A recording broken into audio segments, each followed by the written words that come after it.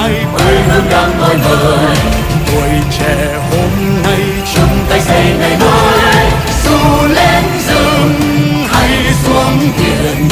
vượt bão giông vượt gian khổ tuổi trẻ kề vai vững vàng chân bước bạn ơi đừng hỏi tổ quốc đã làm gì cho ta mà cần hỏi ta đã làm gì cho tổ quốc hôm nay đừng hỏi tổ quốc đã làm gì cho ta mà cần hỏi ta đã làm gì cho tổ quốc hôm nay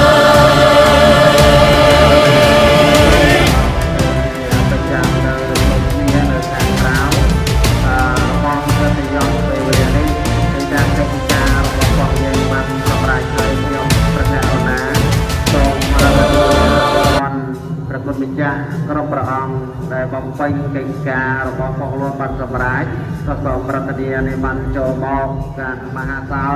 ហើយឡើងសងលើសង្ឃាសនៈដ៏សំគួរសម្រាប់នៅប្រកាយនៅចំណែកបងប្អូនទាំងអស់ដែលការណែនាំរបស់ព្រះគ្រូទាំងឡាយប្រមាណក្រុមកន្លែងអង្គុយ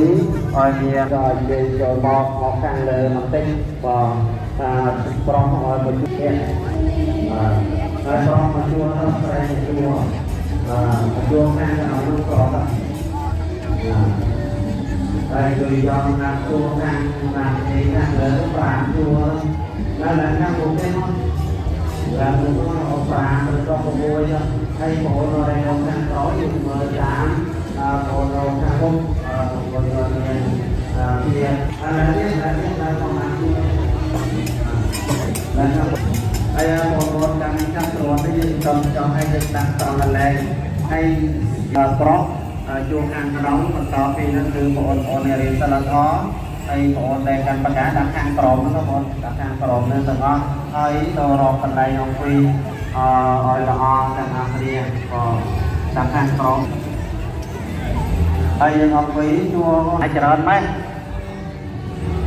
មិនthấyទៅបានណាទៅតែយ៉ាងស្វាងវាបន្តពីនោះទៅហើយឆៃយ៉ាមវាខាងបានរីឆៃយ៉ាមអានេះរៀនឡោះឆៃយ៉ាមទៅ